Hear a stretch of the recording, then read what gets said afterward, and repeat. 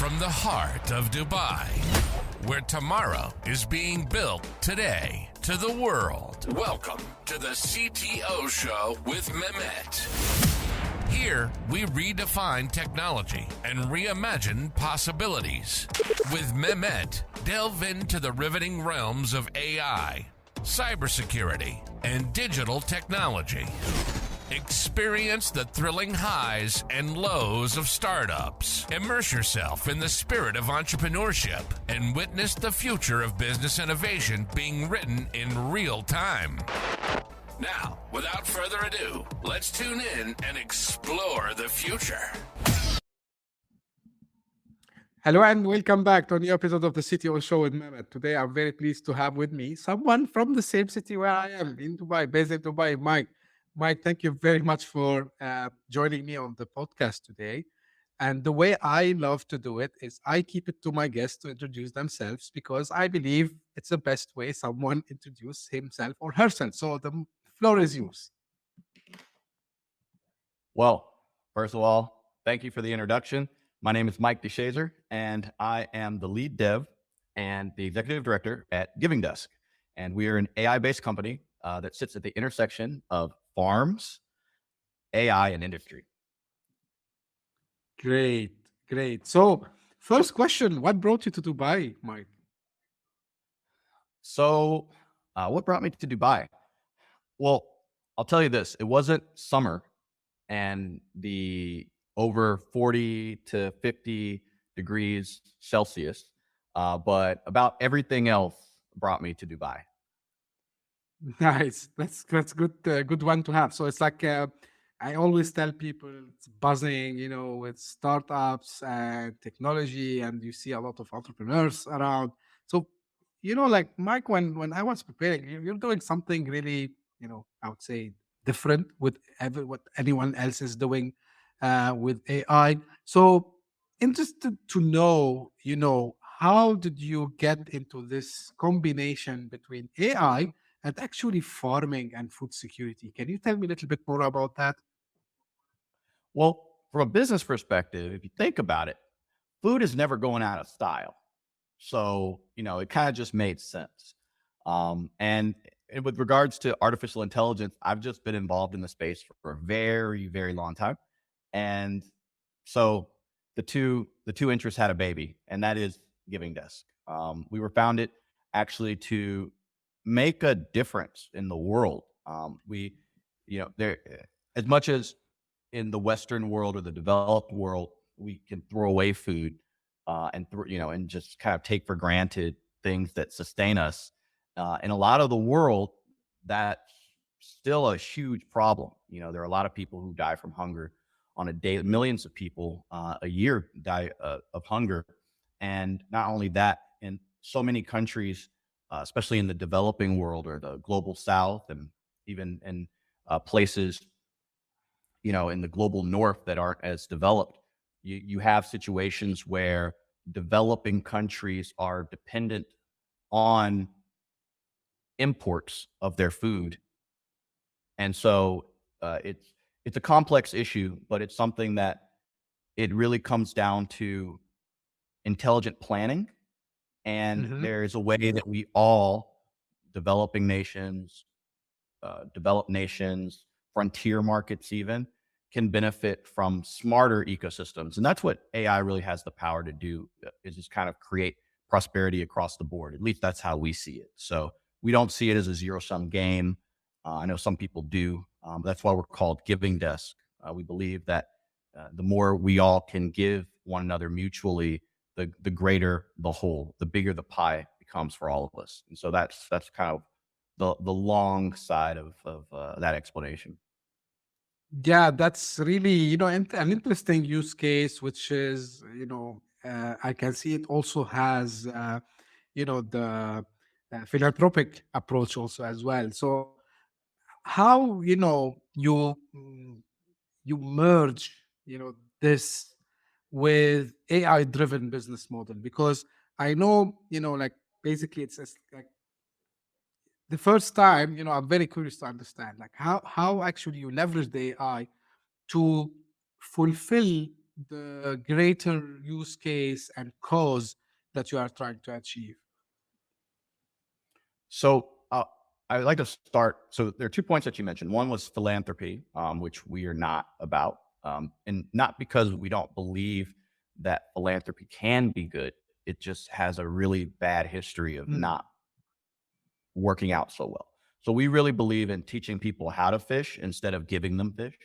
It's kind of Mm-hmm. like the whole Bill Gates fish net thing where he's like, or the mosquito Yeah. nets. He's like, oh, let's stop malaria with these, mosquito nets. And then people use them to fish and then poison the water and then end up killing people. So Yeah. it, you know, we really believe in it empowering. And the giving side of what we do is about inspiring a spirit of giving. So when we look at opportunities, so everyone on our team, we start our training like this. There are people who walk into a room, they say to themselves, okay, what can I take from this person to get what I want? And there are people who say, how can I give value to this person so that we mutually benefit? And so that's the giving side, and that's what we believe in on the give side. And then to go back to the other part that you were mentioning about how AI is playing a role in that, and that's really around finding more efficient ways and allowing all of us to see the same thing better. So we have a thing called flags. So you go to giveflag.com, you upload any document like a credit card contract or an insurance policy or a business plan, and it goes through the whole thing, finds all the inconsistencies. Those are red flags. Yellow flags, things that you might need to reconsider, and then green flags, opportunities that are within that document. And because before we got these big stacks of paper and these conventions and these treaties and these laws and these plans and these financial statements, everyone, especially the lawyers and the accountants, could complicate it all, the politicians and everyone makes up, their own kind of perception on it. And we want it to kind of cut that out so that when people are looking at their economic structure or their business structure or their legal structure, they're able to kind of all see the same thing, understand the inconsistencies very clearly so that we can create a more prosperous mutual growth and also just well-being for whatever initiative that we're focused on at any given time. Great. Now this opens, for me, the need to ask you the next question. So because you mentioned some of the jobs that are existing today, so based on what you and the team you are doing, today, Mike. So how do you see, the future of work when AI is in the picture? And we know, like, maybe if we did this uh, interview or this episode 1 years ago, we're gonna, have mentioned something else. But today, with all this rapid evolution, so how you are seeing the landscape of jobs in general, and especially in the areas that you just touched based on. Well, I mean, actually, I'm curious to get your thoughts on that. What do you? I mean, I'm not trying to turn the tables around or anything, but I'm curious, kind of what do you? I mean, where do you see it going? Again, like this question, I asked it many times, and people they keep asking me why you keep asking the same question on the pod, because I said I want to hear different opinions, because every time I ask the question, I gain more insights. Now back to the question that was flipped on me. Just joking. Um, there is a short, mid-term kind of changes that would happen, and there is something I see in long term. In the short mid-term, like, of course, people will resist at the beginning, and there will be a lot of people saying no, like, we don't want to use this, stop that. But within, like, I would say less than 1 year, 2 years time, some jobs will disappear. This is matter of fact. And people would need to upskill themselves so they can use the AI, so they can keep up with it. So this is my opinion. And this is something, that happened every time a major technology came. And some jobs, they became irrelevant, right? Now, the long one, which I think, I'm not sure how long, maybe it's like 10 years, 20 years, maybe less. I cannot predict that. I believe the term job itself will have different meaning. Like, uh, you would not be doing something for living, because I think, humans will reach a place where it's not like they don't have to work, but I mean, it becomes something, you do it on a social level, and, your income is taken care of somehow, right? So you don't need, to do a job to get money. Like, this is my opinion, because the technology, I see it going this way, and I see, every uh, guest also I spoke with, they give this insights. They are not saying this will happen, but this let me think that we're gonna reach some stage where, you know we don't have really to call it job. We don't have to call it career. It's changing. It's a little bit philosophical, I know, but this is my own view, Mike. I want to hear yours. Well, so wait, what's your answer? I'm a little. It's like, okay, so you're saying that we're gonna lose some jobs. This is just a natural progression. Like when cars came out, or when the telephone Right, came out, or when the computer came out. And okay, right. I get that, but it's still very broad. It's a broad answer. But I guess that's the job, right? When you're the host, it's the to do that. I would say two things. One, um, Elon Musk, I believe it was Elon Musk. He said, well, the difference with AI versus all other technology and how we judge it is that it's not a technology, it's a species. So, like, Mm. I halfway agree with that. So I think there's a conversation there. That's a whole big other can of worms. Let's stay away from that for a little while. But Yeah. I would say, I look to prison I've never been to prison, and I hope never to go. But if you look at prison economics, I think there's a lot we can learn about what the future is going to look like with AI as far as our economic structure. So in prison, everyone, wow, I feel like people are going to walk away from this podcast and going to be like, the prison story. That's going to be the thing. But I think the key is that you look at prison, you have what?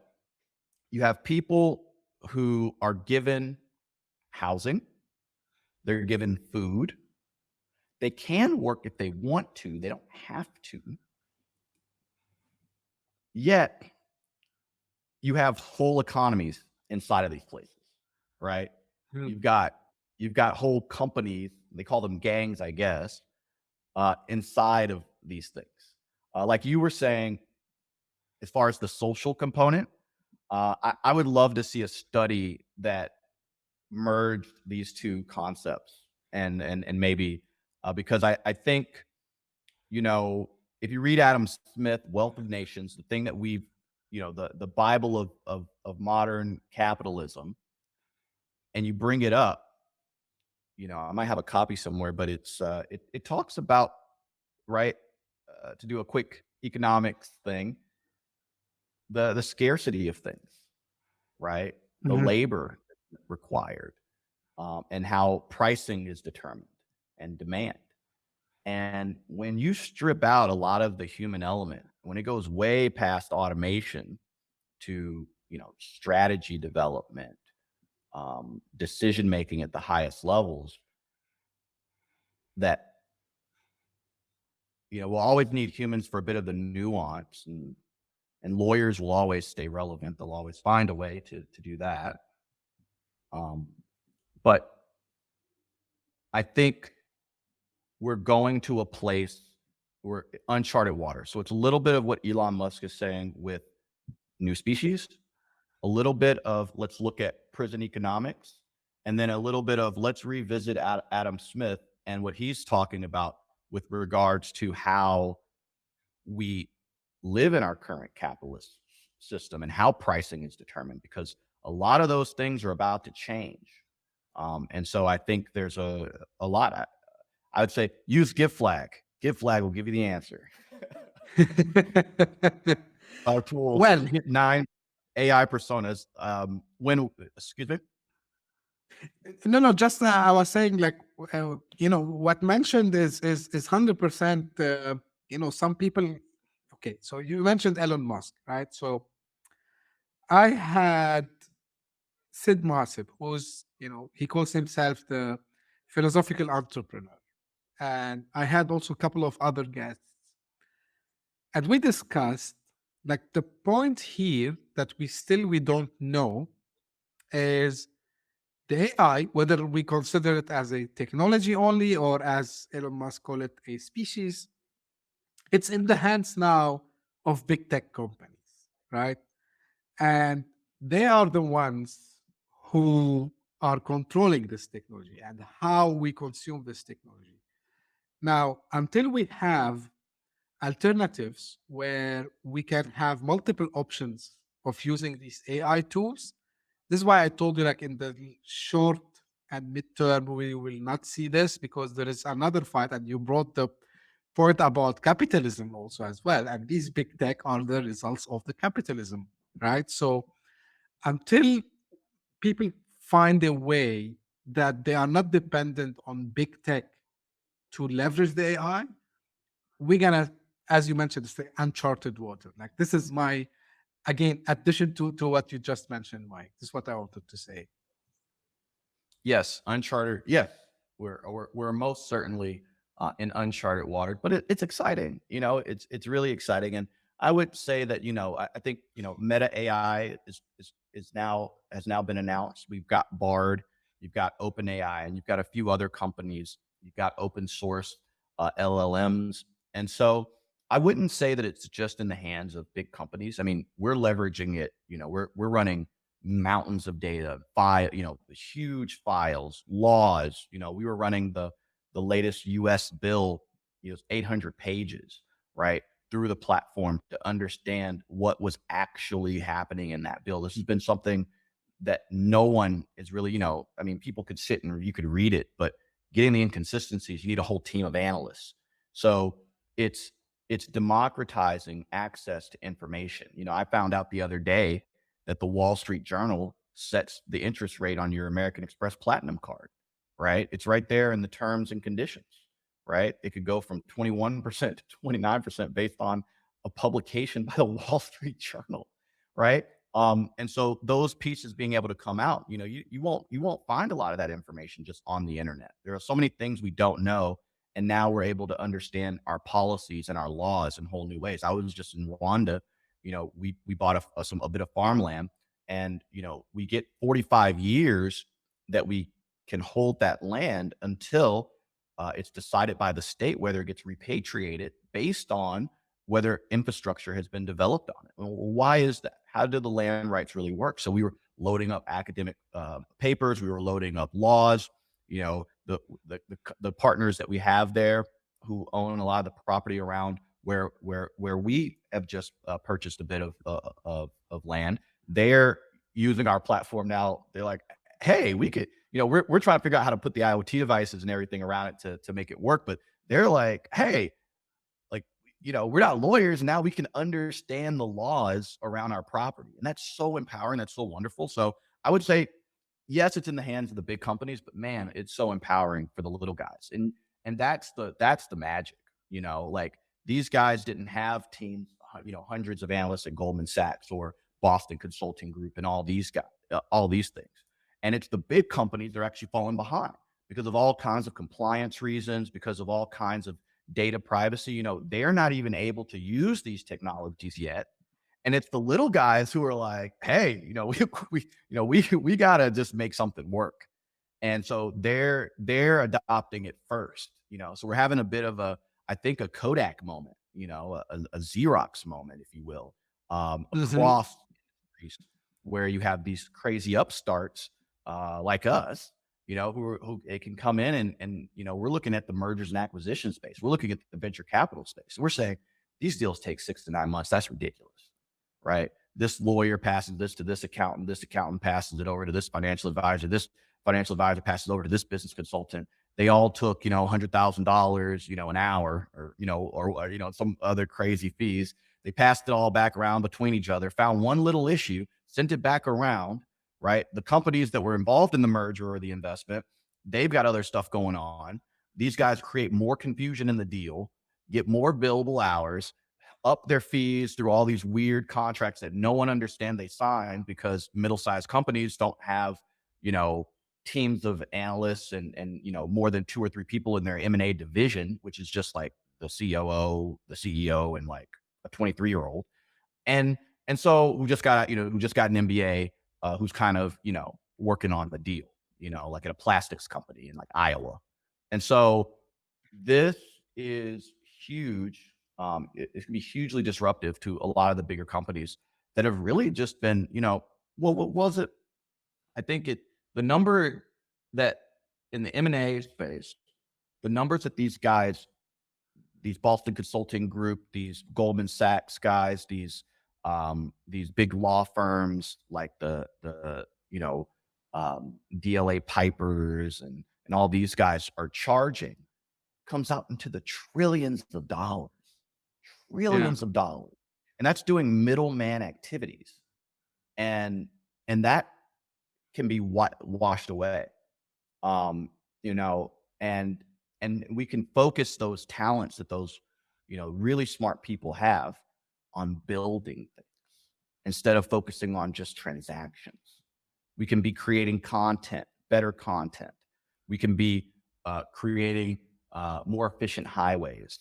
We could be, exploring the cosmos, Right. like Elon Musk also says, we need less MBAs. We need, and I say that as an MBA, but we need less MBAs. We need more, engineers. We need more creators, content creators. We need more, we need more people who are focused on value, on food, on farming, things like that.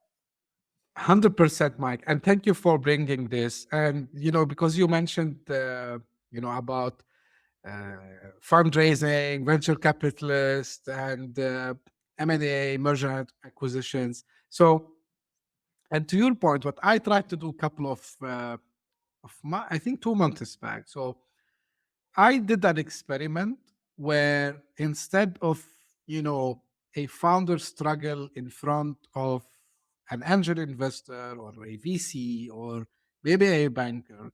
So I wanted to explore if AI can help here. And actually, it's not like I created from scratch, but I used some tools that allowed me to have a simple app where it asks you some questions. You get, for example, what's your ideas about? What's the business model you are planning to apply?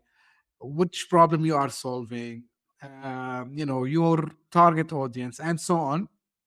And then feed this to the AI, and then let the AI give you some, feedback first about the idea in general, and then give you some advice on how, for example, to make it more compelling when you speak, for example, to an investor, right?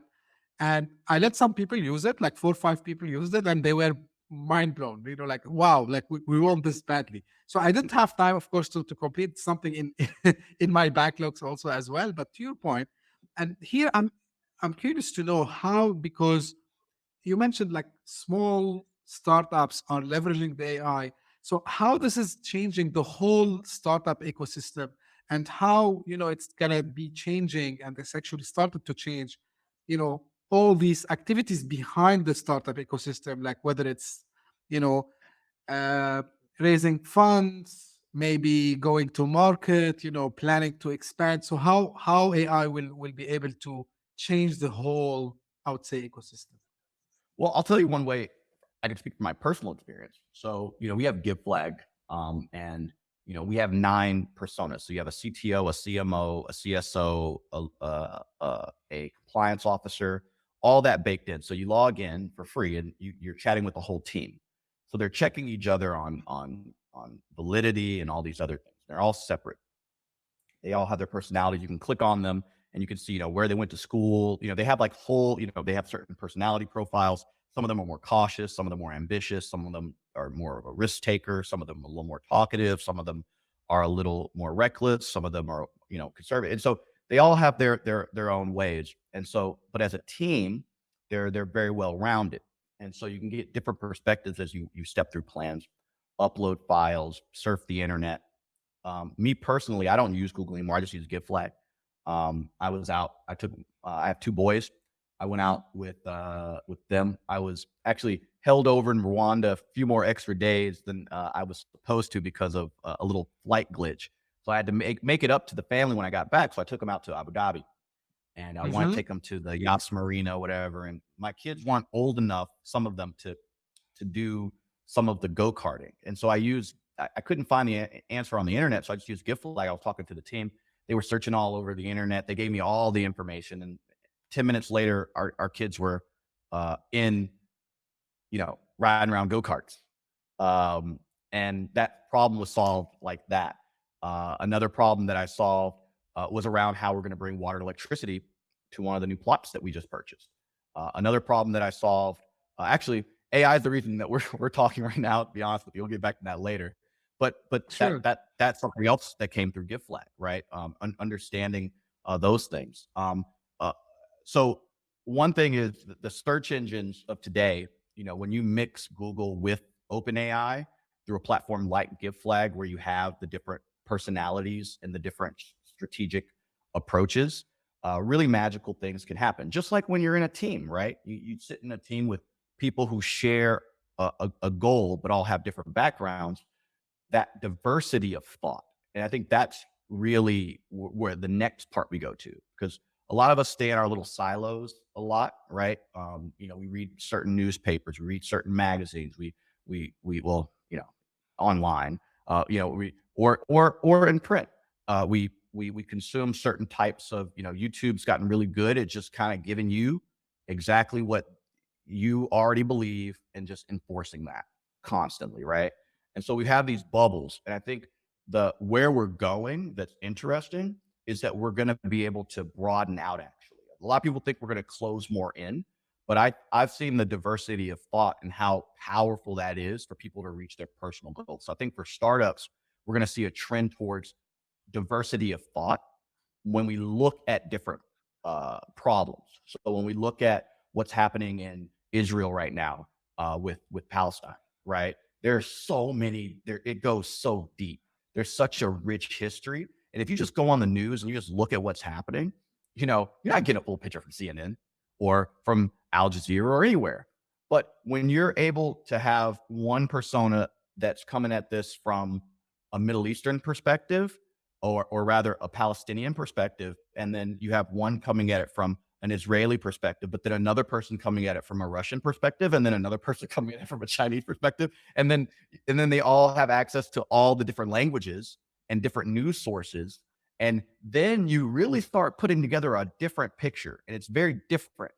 And so then you can solve problems better. But the way we go into these political debates, the way we go into these complex issues, is we kind of bring, the guy. Oh, when we go to the UN, this whole thing, UN meetings, where are we going? Well, guess what? Israel's going to say exactly what you expect them to say. Lebanon is going to say exactly what you expect Lebanon to say based on their own interests. And then it's just going to be, at the end of the day, a power determinant. International law is really just based on who's more powerful. And I see a transition away from blunt force of political power, military power, and towards unique, interesting, bespoke solutions. Like I said, where we can all benefit in a better way. So that's one thing. Another way I use it today, to go back to how I'm using it today, is we have lead generation on GitFlag. So a lot of people are using the platform. They're like, hey, this is so useful. I can get all this data. I can upload all these files, but like I have customers in the plastics industry and in Jerusalem, and I need to know everyone who works in that area, or someone who is in Beirut. I need to know all of the researchers who are involved in biochemistry for a new pharmaceutical that we're developing or that we're amending for this particular market. And so you'd go and you get a bunch of freelancers, or you get a bunch of your analysts to just go and find all these people's contact information, put together an Excel spreadsheet.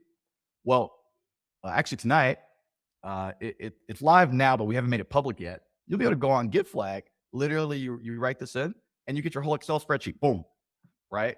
Everyone, you get bios, you get LinkedIn's, you get other contact information, and so even how we do lead generation, how we do sales, that's going to completely change how we conduct research. It's phenomenal. What would take months can now take minutes. And that can make, businesses are so focused on their sales cycle and sales research. But when you take that part out, again, what do we get? Less middlemen. We get more creators. We get to innovate more. We get to produce things that are new. And that this is going to be a renaissance of human ingenuity. We're going to enter, even art. You look at Dali, you look at all these things. I mean, people don't know how to use Photoshop. It takes them a whole 2 years to learn how to use Photoshop. But now you can bring a vision to life so much quicker, right? Isn't that amazing? Right. The creation it's spectacular. Yeah, you brought a lot of thought-provoking thoughts, I would say, Mike.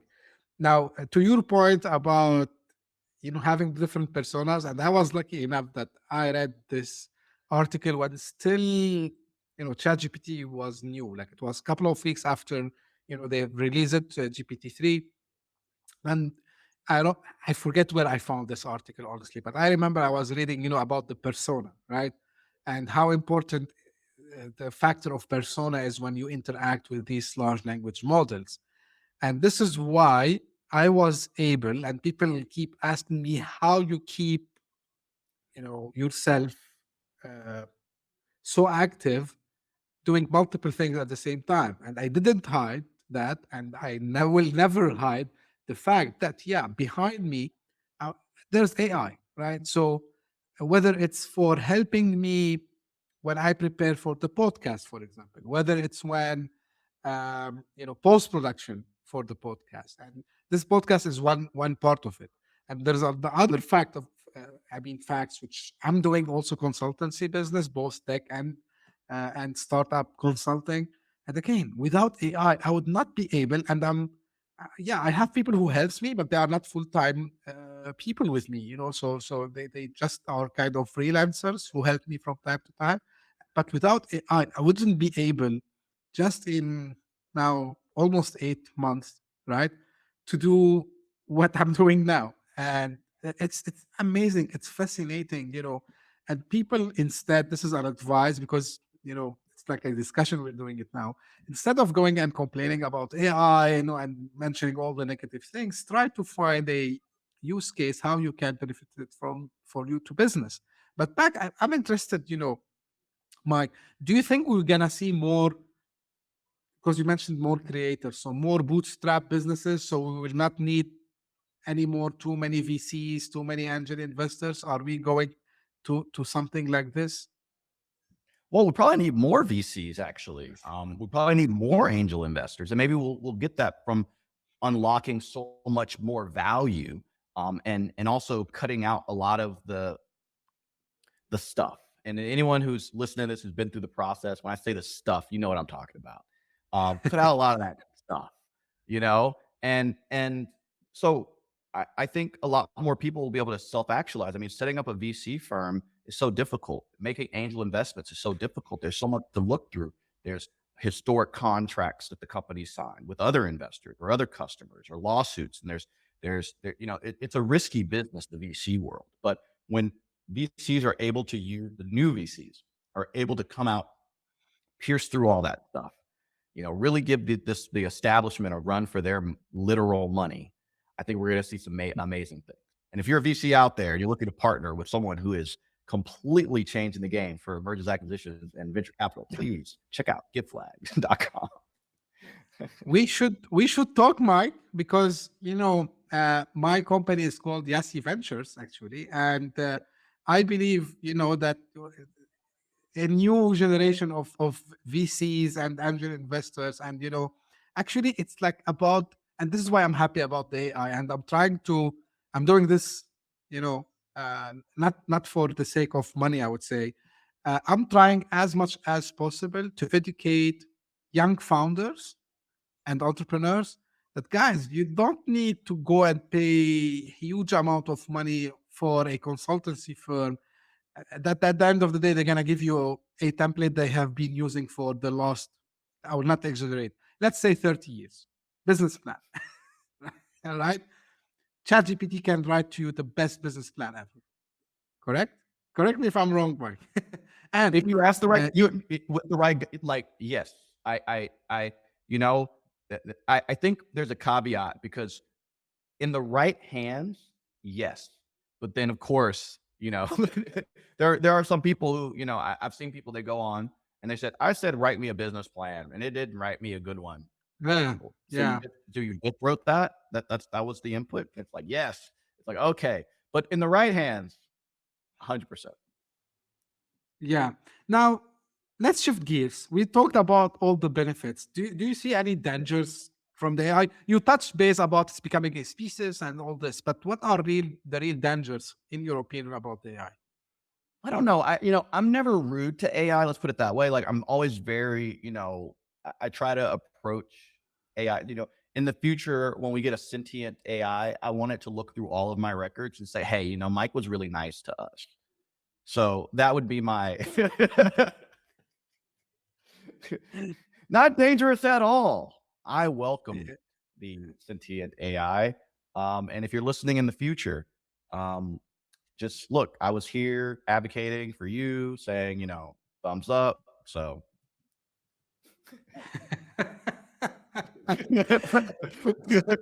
uh, so do you believe that we will have the sentient AI? Absolutely. Oh yes. Oh yes. Yes. 100%. Okay. When people, by the way, I was expecting you to ask me, but what's my opinion? Honestly, I can give a definitive answer because there are a lot of, and I like to think in a scientific way, honestly, and not, to be acting as the guy who's predicting the future, and because I'm very, I'm just on AI. I'm very positive on AI, but I don't want people to think because I'm this way, so I believe certain things will happen. I want to see more researches. I want to see, especially now, again, our best friend, Elon Musk. No, I don't know him personally, but anyway, what he's doing with Neuralink and all this stuff. I want to see how technology will evolve because up to this moment, um, AI relies on humans actually to do the learning. ChatGPT cannot act by itself without you giving it a prompt. And you were mentioning like how you talk to it, right? So still the input factor, let's call it the ignite. The first ignite has to come from us. Of course, like there are now bots and agents in the space, right? I think you have a different opinion. I'm very curious to know about it, Mike. So Well, now we yeah. Then please go ahead. all right. Example. AI. This is where the diversity of thought comes in. AI, independently as an agent, will not be sentient on its own. But when you start bringing different AIs from different platforms, Bard, OpenAI, et cetera. Now, these guys are talking to each other, right?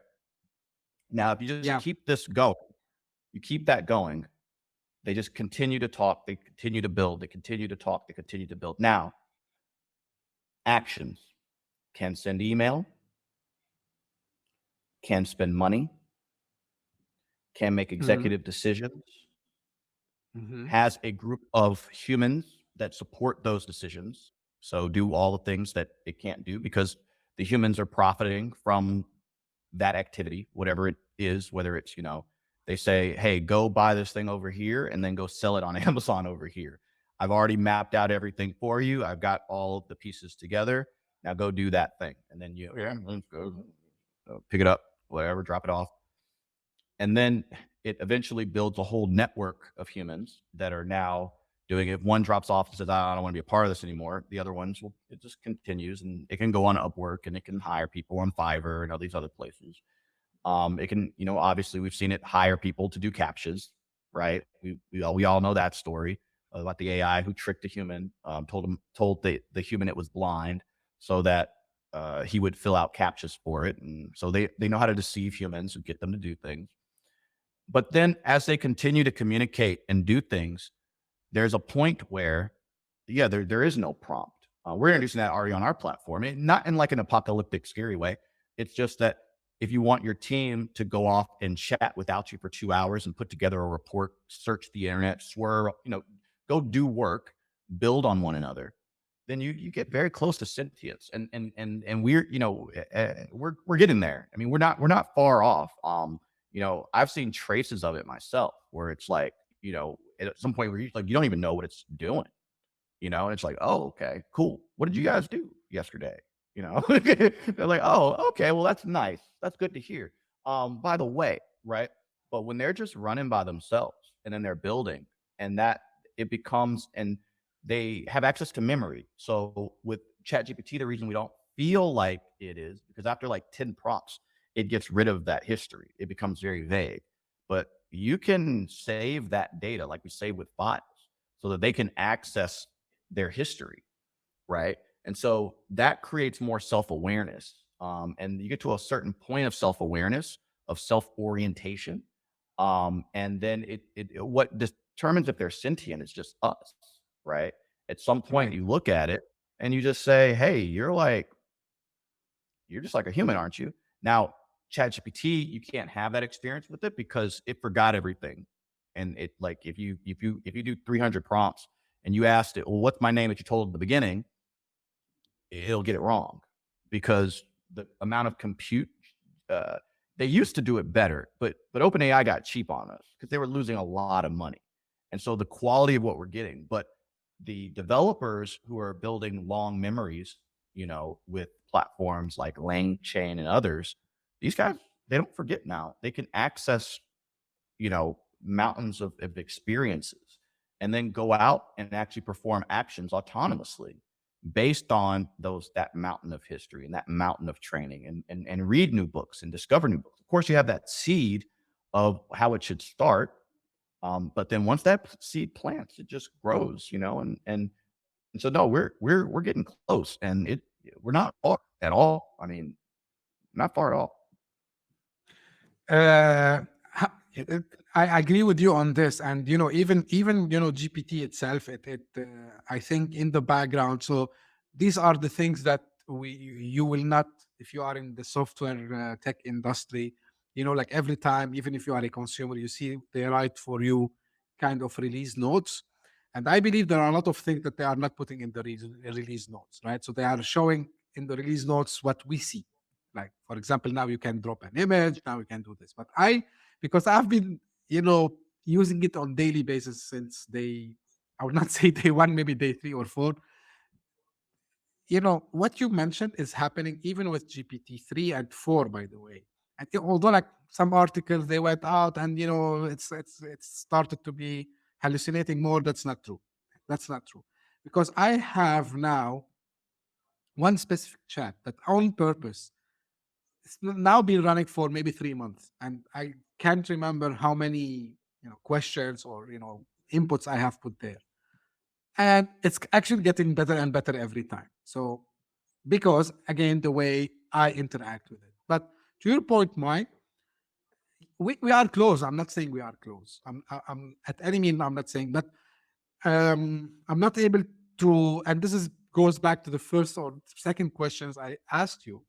What we will be doing as a humans, like if these guys, if AI is gonna do the whole thing, what is left for us? Are we going to be sitting on a tropical beach, maybe in Hawaii or in the Maldives or I don't know what, just and the AI is serving us somehow, it's working on our behalf, bringing the money to the house. Like this is actually what I wanted to ask you, at the beginning when I said, what's the future of work, right? And I believe, yeah, this is something could possibly happen unless these guys they decide, and it's just a joke. they decide to say, hey, we're going to have a strike today. We will not work until you give us money and so on. But nevertheless, this is my point of view. So Mike, we Yeah. discussed. Yeah. Yeah. Please go ahead. I don't think they're going to go on strike because of free markets. They can go on strike, but then other AIs will fill the void. And so it just kind of like, you know, that the AIs go on strike, other AIs come in. And then with regards to what we're doing all day, like I said, creating, you know, I found out from AI the other day. I think the company's called L-Rod or N-Rod, something Rod, in New Zealand. And they're using old technology and they're transmitting electricity wirelessly. They partnered with the second largest electricity company in New Zealand over kilometers. They're just transferring it using oscillators, a transmitter and a receiver. And they're trying to actually put this in space to send free electricity down to Earth. Not like solar, like electricity to wherever needs it to develop. I mean, stuff like that. You know, this is what we're going to be doing.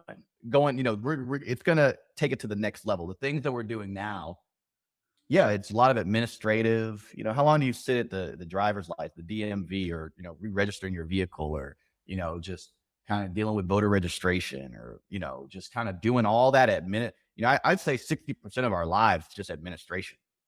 For some of us, it's Correct. much more than that, right? And so when that gets ripped away, then we're creating. And I think that's what we were put here to do. We as humans were put on this earth to take of it and create more.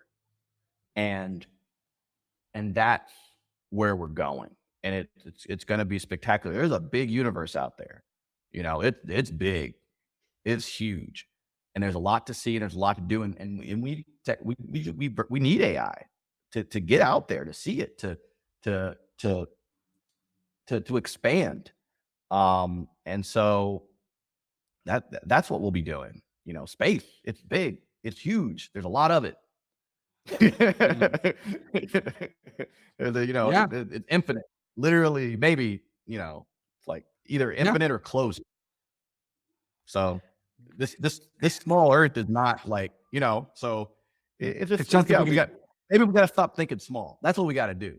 As a species, we got to stop thinking small. Like, what are we going to do? What are you scared the lawyers and the accountants and the financial advisors are going to lose their jobs? Space, you know. Very logical, Mike. And yeah, I agree with you. I mentioned this also on one of my episodes. Like, for people who complains about AI, I said, okay, are you happy to be sitting behind a chair for 8 hours just filling Excel sheets? Like, is this all what you want to do in this life? You know, what's your ambition? Right? Anyway, Mike, you know, like we discussed a lot, you know, and there are a lot of things. Final words from you. Anything that maybe I should have asked you and I didn't? Any final thoughts you want to leave us with? No, just make sure, go to givingdesk.org, check out some of the initiatives, go to giveflag.com, and definitely sign up, get a free account, talk to your AI persona team, have some fun. Like I said, we'll have leads in there later tonight. Right now, you can upload all your files, all your laws for free for now. Get your flag analysis, chat with your files. It's a good time. But other than that, thank you so much for having me on the show. I really appreciate it. And I hope to do another conversation sometime soon. Yeah, sure. And again, thank you, Mike, for all your insights. And this is how I end my episodes. Guys, all the links that Mike mentioned will be in the show notes, whether you are on Apple Podcasts or Spotify, or if you are watching this on YouTube, also they will be in the description. Just check down. And so I love to hear your feedback. I love to read them, you know, whether they are good or bad. Actually, I love to read the bad ones more because it's something I need to work on and enhance. And thank you for tuning in. We'll meet again very soon. Thank you. Bye-bye. Hit that subscribe button, share the show with your tech-savvy friends and fellow entrepreneurs, and leave us a review on your favorite podcast app. Your support means the world to us.